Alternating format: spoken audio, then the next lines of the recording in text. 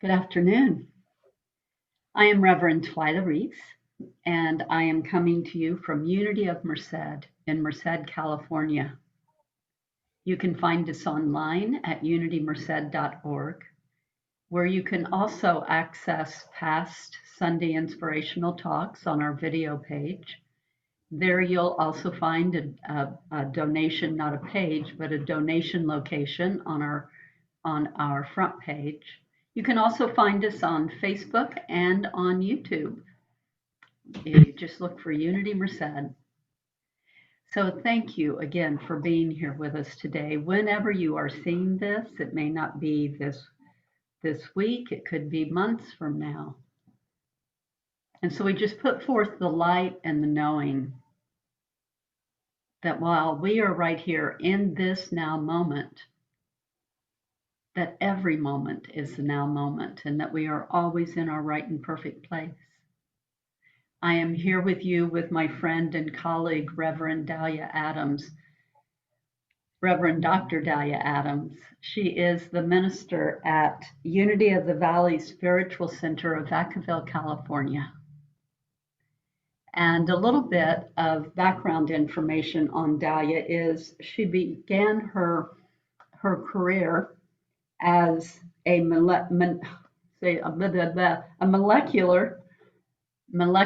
genetics researcher. From that, she went into teaching high school. What did you teach in high school, Dalia? Biology and other sciences, Nice. Occasionally algebra, but Nice. Biology mostly. Yeah. And then a clinical psychologist, and then a Unity minister. So Dalia comes to us with a rich background, and as she just said, she started off with body, went to mind, and now she's in spirit. And being a Unity minister encompasses all of that. So thank you, Dalia, for being with us today. I feel so honored to have the conversation that we are going to have. Dalia will be sharing with us in just a moment her family history and her experiences of her family leaving Lithuania during World War II as refugees. So we will hear more about that in just a moment. And for now, I want to share with you Sunday, November 1st, Unity's Daily Word Reading. And it is Remember. I bless the people whose lives have touched mine. Grandparents, parents, siblings, members of my extended family, teachers, friends, coworkers. Every person I've known has, by his or her example, helped me feel more deeply what it means to be human. Some have encouraged my curiosity. Some have taught me life skills. Some have modeled positive attitudes and behaviors. Some have loved me fully and unselfishly. And some have helped me learn to love even when loving felt difficult. Today, I remember the people whose lives have touched mine. I pause to think kindly of each one as I savor memories of time spent together. Whether we're still in one another's lives, have lost touch, or are separated by death, I know the experiences we have shared continue to enrich our lives and deeply bless us on our spiritual journeys. And from Romans chapter 1, verse 9, I remember you always in my prayers. So right now in this moment, let us go to our heart and just put your attention on the area of your heart, letting go of whatever you have brought into this moment of being with us, and allowing your heart to breathe your body. Now, while we know that it is our lungs that is doing the breathing, Our heart is our love center, our wisdom center. And as you imagine that you're breathing from your heart, there is an awareness that comes over you of stillness, of calm, of quiet.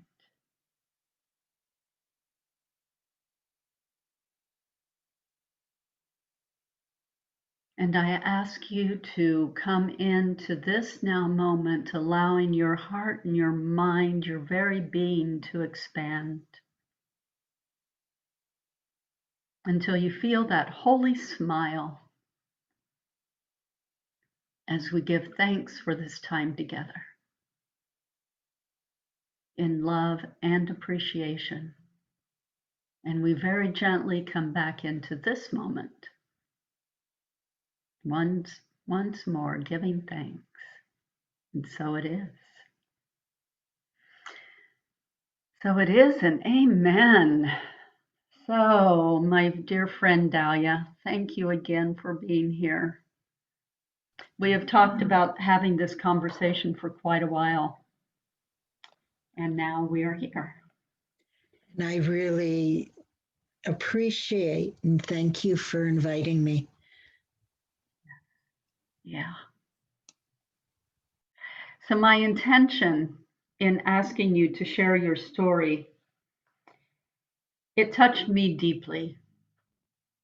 For me, I have a personal value system of justice and well being to all of humanity. And I find that I myself can go into a place of sadness when I see the inhumanity that humans inflict on each other. And my heart sings with joy and gratitude and happiness when I see us interacting in fairness and love and generosity and compassion and kindness. So, again, my intention is right now in this time together is to inform people firsthand of your experience through your family's experience of what they went through during the Second World War. I feel that sometimes as we get further and further away from historical um, historical incidences, that we tend to forget. Those of us that have been closely aligned during that time may forget, and others who have been born for years and years after the fact don't really know the impact. And so that's what I would like for you to share with us today, to give us that, on one hand, a secondhand experience of what happened, and on the other hand, a very real firsthand experience. So, Dalia, will you share with us your story?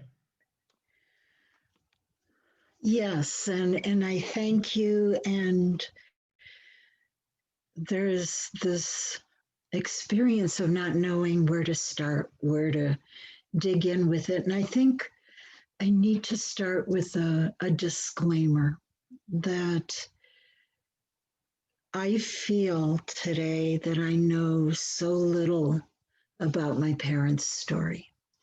I learned about it growing up as a child. I was an only child. I was raised by my parents and my grandmother. My parents and my grandmother were all refugees. And my parents arrived in the United States in May, and I was born the following August. So even though I am native born here in the United States, my parents were very close to their refugee experience when I came into their lives. As a small child, it didn't even occur to me to ask questions about what they had been through or what they had experienced. And they also didn't talk very much about it. And I think what I've learned since is that people who experience trauma sometimes they talk a lot about it, but more often they just stay away from the subject and it's not something that they delve into that much. So I learned over the years bits of their story.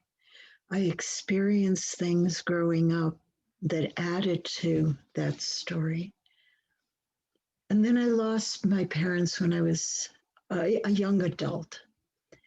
And when I got to my 40s, the questions started coming up. I wanted to know what they had been through. I wanted to know the details of the story. I wanted to understand the sequence better. I wanted to sit down and ask them how it had felt for them, but they were no longer with me. So the story that I share has many, many gaps. And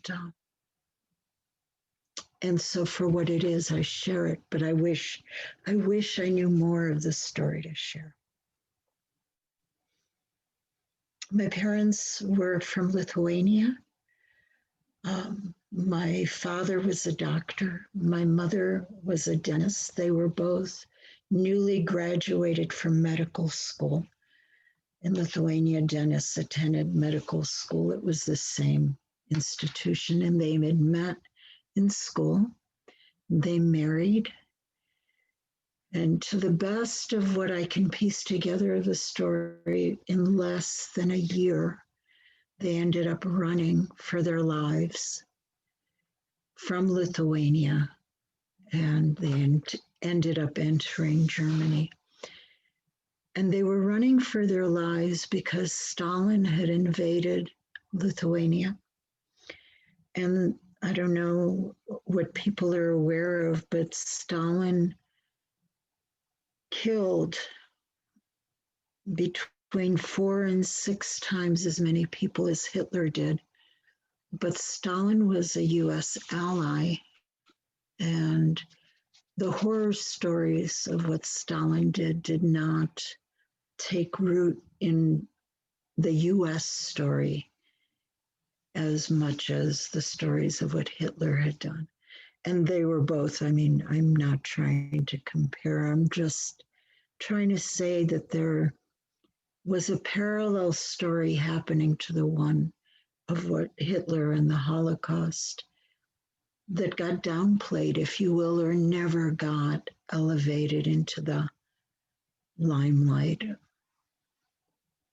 And so anyway, they were running from Stalin. One of the things that Stalin would do, one of the goals was to eliminate the country that was being conquered. And to eliminate it meant to get rid of the culture, to get rid of the history, to get rid of the art, to get rid of any local governing body, to eliminate local leaders, to bring in people from Russia so that when the takeover was complete, there essentially would be no Lithuania or no Romania or no country to that effect.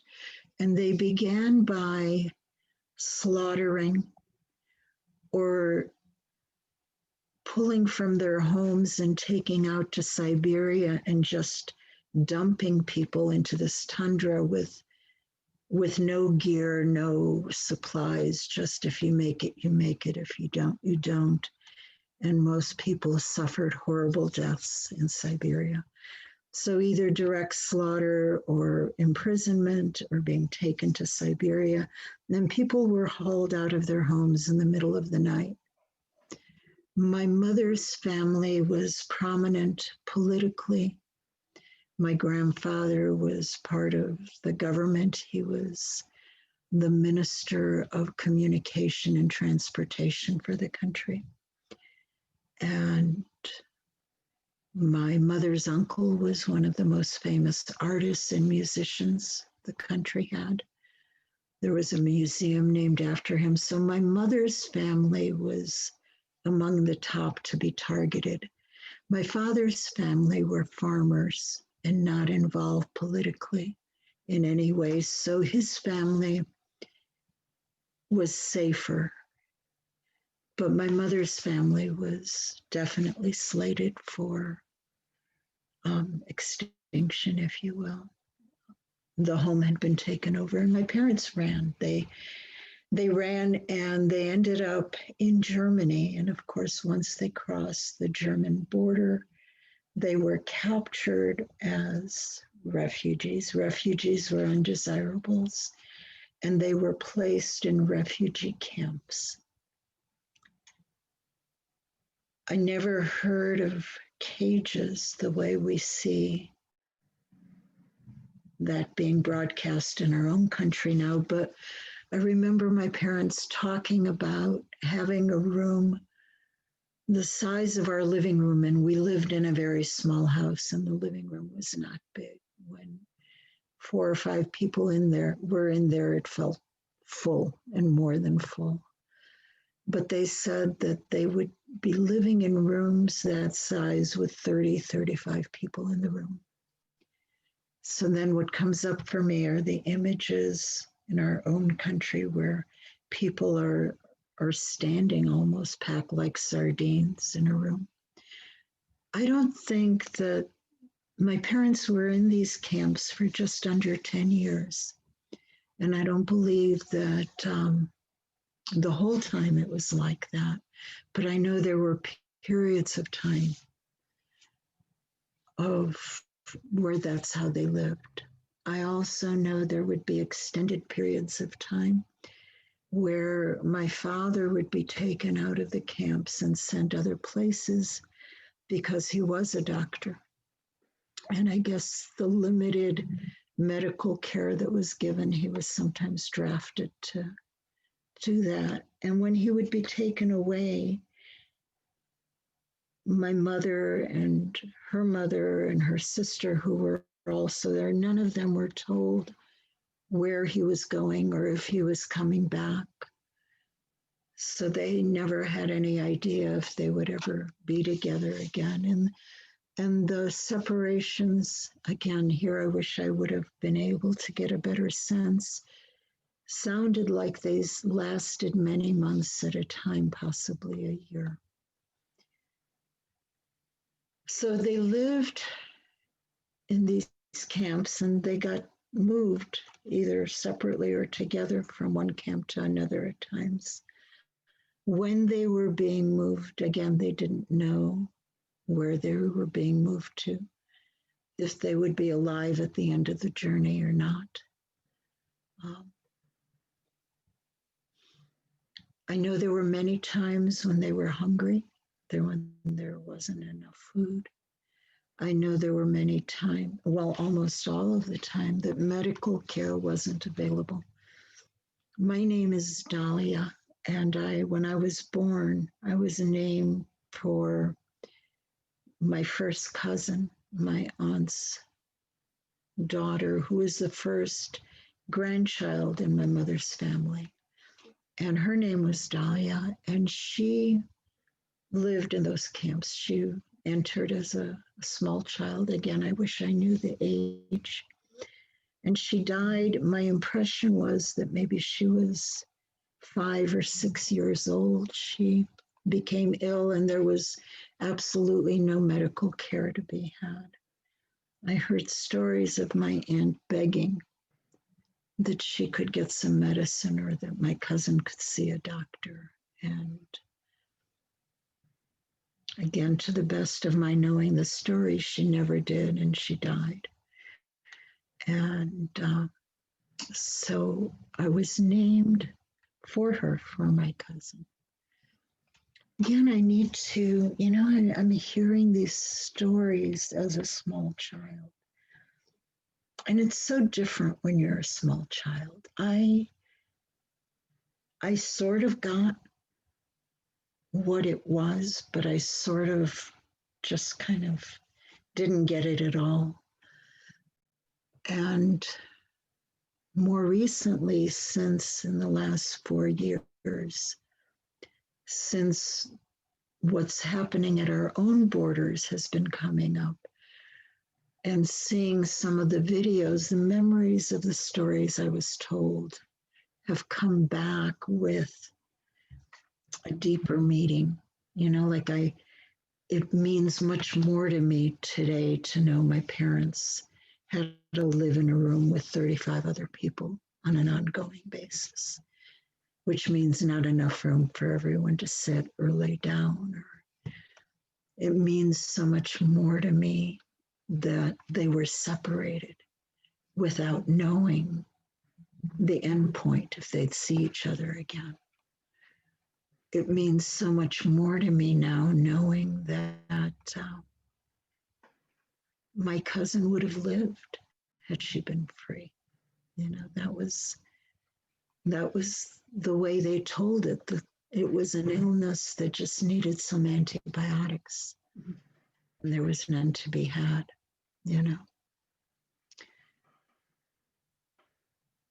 So this is the story that I grew up with.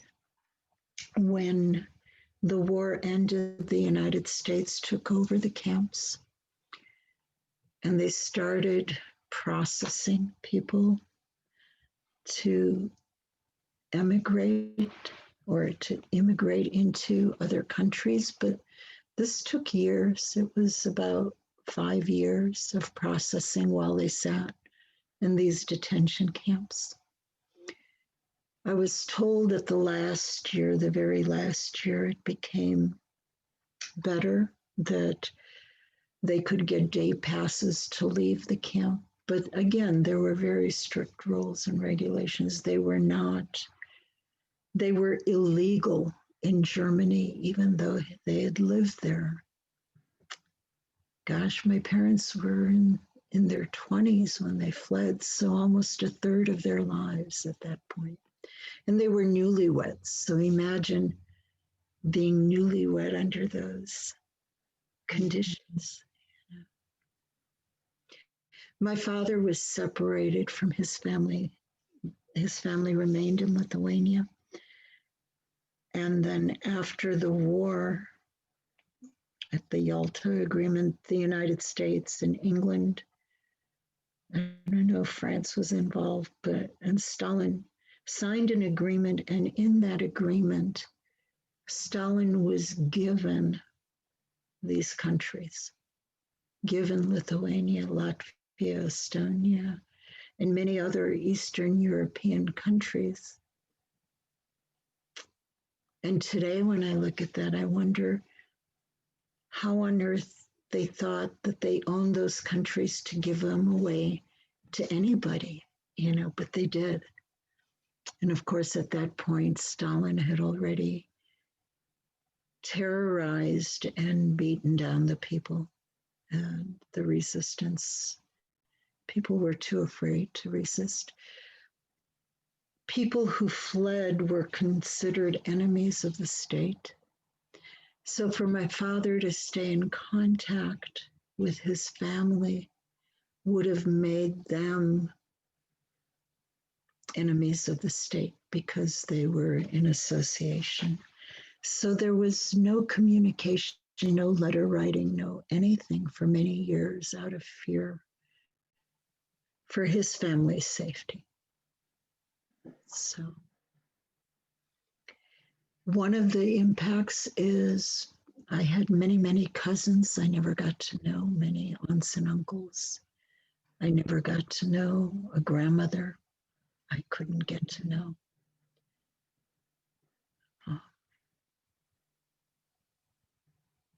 Anyway, that's the bare bones of the story. So maybe if there's anything else you'd like me to share. Yes. So your parents and your grandmother were able to come to the United States, right? And you were born within that year. Within 3 months. Within 3 months. Yes. Yes. Yes. And you have shared with me before what then your life experience was. And I want to say to our viewers that this is a sad story. It's a real story. And just so you know, that we are going to move into what has led Dalia into her spiritual journey, and where this experience has brought hope and faith. So I'm not going to say it has a happy ending, but it has a happy ending, right, Dalia? And and like emerging, evolving. yeah, the every part of growing up was, it was a mix. There were, and I didn't know any different. You know how the way you grow up, you think that's how all people grew up. But, and then each of the adults in my life were very different. And now when I look back on that, I see how each of them was affected and responded to their experience in those camps. One of the experiences that they had is Germany was being bombed. Mm-hmm. And they were in camps. They did not have bomb shelters to go to. Wow. So they were openly exposed to bombings over and over and over and over again. And each time you went through that fear of not knowing if you were going to make it through alive. Because refugees didn't need to have bomb shelters, right? Didn't. So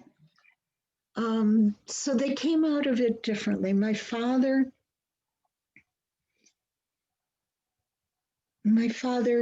was a very loving and in many ways a very joyous man, very spiritual. He started every morning singing prayers that he made up, and he had a beautiful voice. And I remember that very, very fondly. But when I was a teenager, I remember screaming at him, would you please would you keep quiet, And but now when I look back, that was a wonderful memory. And he carried that with him pretty much in everything he did. He was a doctor. Was he able to practice here in the States? He had to go through an internship and a residency in the States. He had to pass the licensing exam. And if there was more training he needed, I'm not aware of it, but we spent 2 years living in New York while he completed his internship and residency, 2.5 years. And then we moved to Ohio because the cost of living was much less. And it was, they started with nothing. They arrived in the country with absolutely nothing. Those first 2 years in New York, we lived in the 6th floor of a tenement building. And my earliest memory in life was being on the steps. I would crawl up the steps, I guess, after when my mother was carrying groceries up these steps. And I remember my mother's feet in front of me and crawling. I'm adding the words crawling now, but being on the steps, and there was a bug this big, Well, from a child, I was meeting probably a cockroach face to face. So my earliest memory is a cockroach. But oh my gosh. Again, as a child, this was life. I have a vague memory of a donut shop and a vague memory of being on a swing in a park. And then we moved to Ohio when I was 2.5. And we lived in a small house. It was in a community where there were other Lithuanians. And I guess what I learned later on is my parents rented this home. My father was starting a practice as a doctor, but he also worked nights at a stadium, at a sports stadium. So I had, it was mixed memories. I got to go to the sports stadium and meet Lassie, the original Lassie, because he worked there. My mother developed long-term PTSD from the experience. And one of the things, for those who know about chronic PTSD, is the initial psychological symptoms are often followed by chronic physical disorders or illnesses. And in her case, she developed migraine headaches. So she was a chronic pain patient. And so when I was growing up 3 or 4 days a week, she would be behind closed doors, completely incapacitated with her headaches. And so my experience was I needed to be quiet. I needed to not make noise. I needed to not upset my mother. And these messages came from my grandmother, who would take over caretaking when my mother was in pain and unable to be there. So growing up, I would have my mother's presence maybe 2-3 days a week. And even during that time, the message was not to upset her, because I guess the thinking was that if she was stressed, she would get a headache. And there is some truth in that. But in my mind, growing up, I thought the headaches were my fault. Yeah. And nobody said to me the headaches are your fault, but it was my childlike interpretation of I needed to not make noise, not cause stress, be quiet. So it was because of the times that I wasn't quiet that she became sick. When she was up and about, she was a lot of fun. When she was getting a headache, it was easy to set her off. And then she wouldn't be there, and then she'd recover. So it wasn't, and I didn't know this wasn't an easy way to grow up, but it wasn't a very easy way to grow up. My mother did not recover from the experience emotionally as quickly as my father did. It seemed like she carried that at least all of the years that I was growing up at home. But toward the end of her life, she had a near-death experience, and it's like everything, all the hurt and the anger and the bitterness was just like washed away, and she was joyous. She had a wonderful last few years of her life. When I knew her growing up, she always had an intense need to be in control, which is not unusual for survivors of trauma, because that keeps the fear away. But after this near-death experience, I mean, none of the fears, none of the things that seemed to have her locked up were there anymore. She was joyous, she was allowing, she was filled with laughter. Did she ever talk about what that experience was? Yeah, it took her a while. She did not, she was not aware of any of the books or the articles about near-death experiences, because she read Lithuanian newspapers and Lithuanian books. And she thought, after it happened, she thought if she told anybody about the experience, they would think that she was crazy and put her in a mental hospital. So she kept it to herself. But I knew she was different, and I kept asking her what happened. And then she finally told me she was with a friend at a restaurant, and they were eating lunch, and she had a heart attack.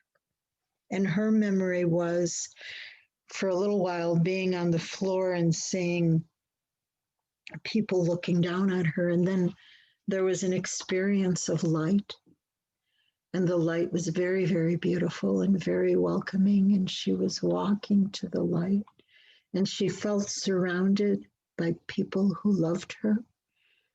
But the strongest pull of love came from the light itself. And she was so happy to be moving to the light. And then she heard a voice that said, "It's not your time yet." And then her next memory was of the emergency EMTs reviving her, resuscitating her, and then going to the hospital for follow-up. I was really happy for her because it seemed like my father could heal from the experience through his work, through his engagement, and possibly through his spiritual path. But for her, it had been so much harder because it became embodied by this physical pain and physical illness. And on top of that, at the time that she was dealing with chronic pain, the treatment of choice was opioids, with absolutely of what long-term use of opioids did to you. Right. So, yeah, so it was wonderful to see her have that experience. The migraines went away before that. She had, I don't know, maybe 12, 13 years migraine free, and about 6, 7 years, 8 years after the migraines went away, she had the near death experience. So, Oh, that's wonderful. That's beautiful. So you were imprinted, and I know, and I don't know if, whether your grandmother obviously was also affected, and sometimes that was challenging for you. yeah, my grandmother, I, I, she was definitely affected. And we never really developed much of a relationship. She had a hard time accepting me because I carried the name of her first grandchild that she watched die in the camps. And for whatever reason, blocking our relationship seemed to be a way that she handled that. Growing up, I just thought she was a mean woman. I mean, Yeah. now looking back, I mean, some of the things she did really, she shouldn't have ought to have been doing, but just looking back on what her life was like through all that, and some of the things that she experienced, she was doing the best she could with what she had. Right. So something that I didn't say, there were wonderful things. I had really good friends once I was older and in high school, and kind of able to move around on my own more. But growing up, after we moved out of that house that was being rented, my parents bought a home. And we lived in a neighborhood where there was only one other child my age. There were children much younger, like toddlers, and I was 8, I think, when we moved there. So there was one other 8-year-old girl, and then there were teenagers. And I used to play with this girl. Her name was Terry. And one day I came over to play, and I think it was her mother that it was her father that told me not to come back, and Terry was not allowed to play with me anymore. And I said, why? And the answer was, because you are DPs, which was the word. DP stood for displaced persons, or refugees, I guess. There was a prejudice among some people against refugees, just the way there is today. So I'm 8 years old. I didn't know how to make sense of this, but Wow. I spent the next 11 years until I moved out of my parents' home, or at least when I was younger, I played with my dogs, I rode my bicycle, but I did not have playmates in the neighborhood. I had I played with friends at school, or I played with the children of my parents' friends, but I could not walk out the door and play with the girl who lived 4 houses away because my parents had been refugees. Goodness. So there was a heaviness. When I look back on those years, there was a heaviness, a woundedness that had no name and nothing that I could point to other than an energy, that was there. And it was expressed through the migraines and through my grandmother's being shut off. But it was there. It was a heaviness. When I went and pursued a PhD in psychology, I did a lot of research and published articles in fancy journals and things like that. But I kept being drawn to doing research about trauma. And I remember wondering why on earth I wanted to study trauma. There was no trauma in my life. So, but of course, now we know about vicarious traumatization, which means secondhand trauma. Frontline workers are susceptible to that. Children of Holocaust survivors, children of refugee detention camps are vulnerable to that. So looking back and kind of exploring my own experiences, I believe I was traumatized, that there was that secondhand traumatization. But you asked about my spiritual path, and I don't know if these are related or not, but my spiritual path began when I was very little. I remember being alone in my room, and I was alone a lot, because of the circumstances, but I remember being alone in my room and feeling a presence. And this presence was strong and comforting and sure.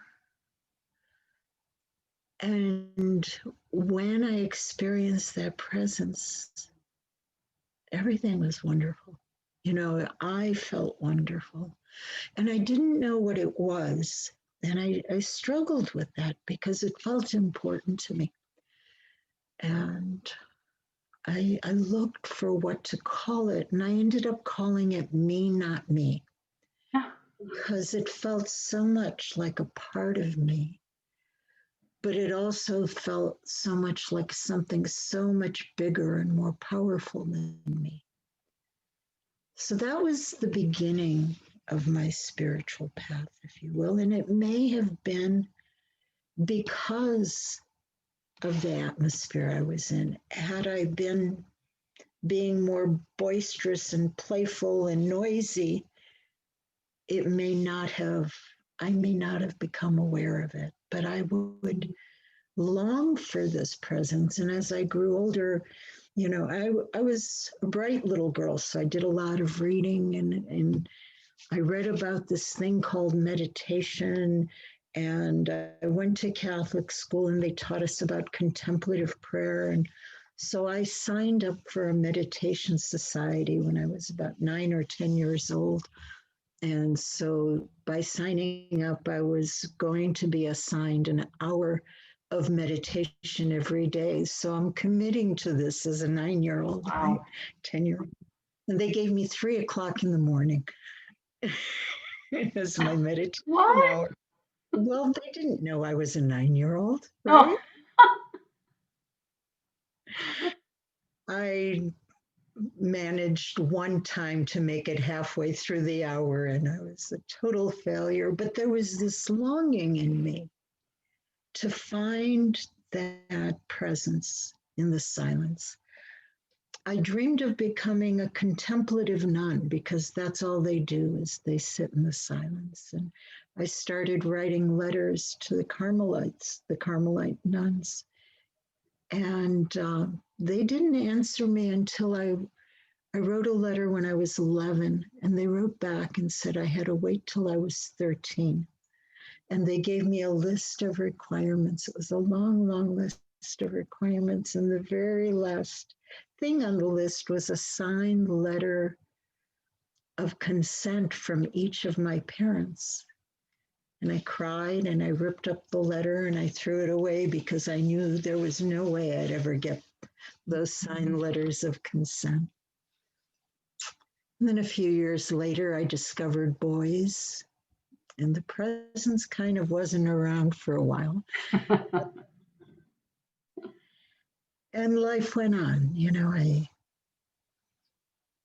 I finished college. I worked in Germany. That's where I worked in molecular genetics. And I came back. I moved to the Virgin Islands where I was a teacher. Got married, had a baby.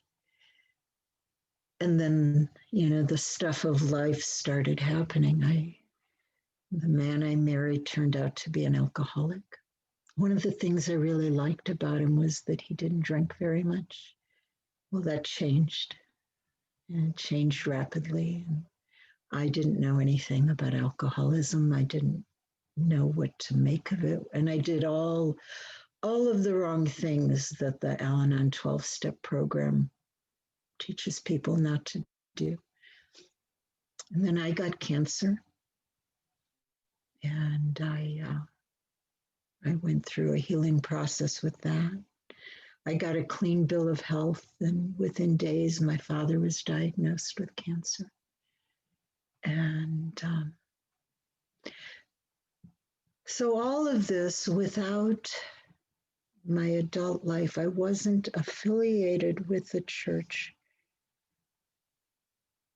partially because that's a pattern of a lot of young adults where they kind of don't focus on that for a little while, but not necessarily. But what happened for me is the Catholic background that I had.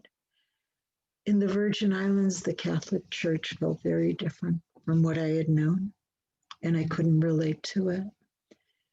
And then I couldn't relate to some of the teachings. And so I didn't have a spiritual path until I found Al-Anon.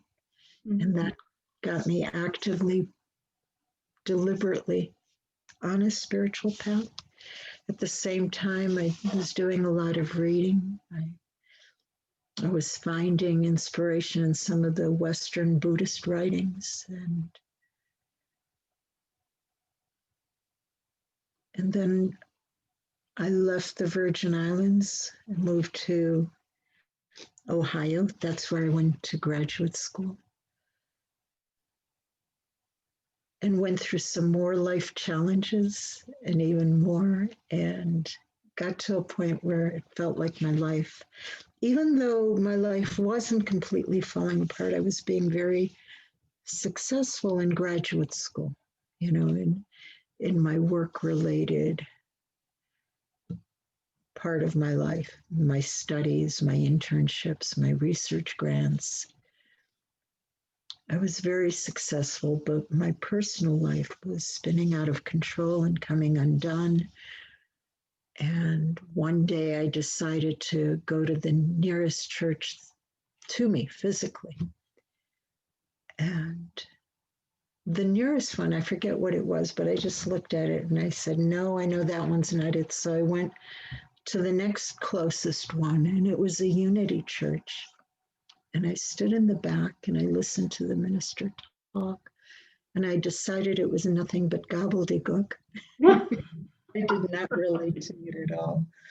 But a woman came up to me, I guess she saw I was in pain, and invited me to join her in a meeting she was going to on Monday. And I did. I went with her and I went, it ended up being a Course in Miracles meeting. Mhm. Here that was an amazing experience, and we'd need a separate interview for that. But then after that, I had to move to Florida for internship. When I got there, I was making calls, looking for dry cleaners, looking for a Course in Miracles meeting, and somewhere in there got a wrong number. The wrong number, a woman named Karen answered, and we talked for a half hour, 45 minutes. And she was now my best friend in Florida because she was my only friend in Florida. She invited me to lunch on Sunday, and I said yes. And then she said, I'll be meeting you after church. Do you want to meet me at church? And I said, sure. And that was Unity. And that was the Unity Church where I felt instantly connected. Was that Clearwater? No, it was First Unity Church in St. Petersburg. Oh, St. Petersburg. Yeah. And so I spent my next 12 years immersing in the teachings and having an amazing experience. You know, at that point of my life, I still hadn't started reflecting as an adult on my experience with the trauma of what it means to be part of a refugee family. I still had no idea why I had pursued the study of trauma so passionately and why I liked working with trauma survivors so much as a psychologist. I even ended up specializing in the physical conditions that result from trauma, especially chronic pain. That was one of my specialties. Never connecting with my mother or their experience still, you know. But that's how we learn and that's how we go. And so, yeah, you know, there have been some horrific pieces to that story, but both my parents were really amazing people. My mother lost much of her opportunities to live who she was because of the chronic pain. But it was there. I mean, she wrote poetry. She spoke 7 languages. She played 3 instruments. She made beautiful sketches. I remember when I was little, I used to think she was stupid because she didn't know the stuff that American mothers knew from watching TV, right? You know, they were very, very generous people, very loving people, both of them. My father would make house calls for his older patients long after doctors had stopped making house calls, and he'd get up in the middle, and usually it was the elderly patients that didn't have a way of getting to an emergency room without paying all that money for an ambulance, you know. And so he'd get up in the middle of the night and he'd go see them, and he'd come back with a bag of cookies because they couldn't afford money. And this is how he lived. I didn't know that people sold used cars. I thought that when you had saved up enough to buy a new car, you found someone who really needed your used car and you gave it to them gift, because that's what my parents did. Wow. You know, when I was really little, I guess 8 years old, when we moved into that house, my father took me to a box that sat on top of his dresser drawers. And he took the liner out of the bottom of the box and he said, "This is where our family cashews. If you ever need any money, this is where you go to get it. And he meant it. You know, I don't, I think maybe once I took $10 out of there or something. But it was this generosity of spirit that was amazing for both my parents, And so it's not just the trauma, but it's who we become in response to that. And sometimes we need to heal, and sometimes we need to heal for a long time. But there is still that within us that is greater than all of that. However, I'm real grateful that you're doing this program, because the fact that there is something that within us that is greater does not absolve the rest of society from putting a stop to this. You know, the Good Samaritan was the one that stopped and helped, not the one that walked by and told the story of it later. Right. So, yeah. Right. Oh, Dalia. Well, I'm aware of our time because I know you have another meeting to go to. Mm-hmm. Is there any, other than what you just shared, and that was absolutely beautiful, about how did you put it? There is something more than Something us, great. there's something greater. Yeah. And through everything that you experience through your family and through your own life and through your career choices leading up to ministry, in closing, was there one pivotal moment? I know there had to be, but is there something that you want to share? Or was it just a gradual unfolding? It was a gradual unfolding. I think the most important thing for all of us to really know and not just say is that we're truly one. And so, given that, we treat each other as all faces of the Christ. Mm. And when we see things like children in cages, we remember that that is the Christ and we act accordingly. Yeah. We do what we can. And so I want to thank you. And I'm Thank going you. to leave because Sachi needs you. someone is crying to go out. So I will leave at this point. And I want to thank everyone for taking the time to listen. And thank you, Twyla, for inviting me. Thank you, my friend. So I'll let you turn off your video and mute yourself, and I'll close this out. Okay. So, this is my friend Dalia Adams, Reverend Dr. Dalia Adams, and talking about the something greater, that wherever life leads us, the experiences that we inherit, because we do inherit our families, our ancestors' experiences on some level, sometimes firsthand, when it's our parents and our grandparents and aunts and uncles. Other times it's ancestors further back that have imprinted a family story. But to come to the understanding that there is a time for each of us to stand up and say, no, no more. No more treating each other so badly. No more treating each other so badly, so with such inhumanity, but to look for the love, to look for the transcendence, and to see the Christ in each one of us.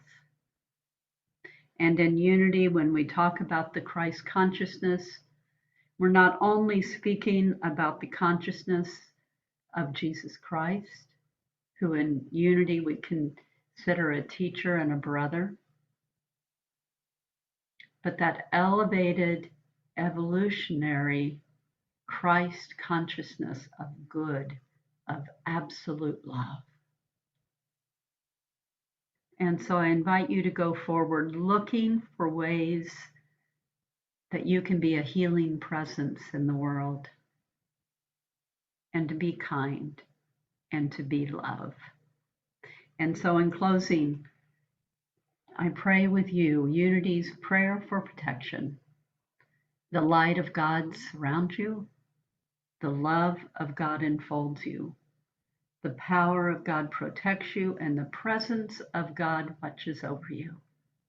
Wherever you are, God is, and all is love. See you next week. Bye for now.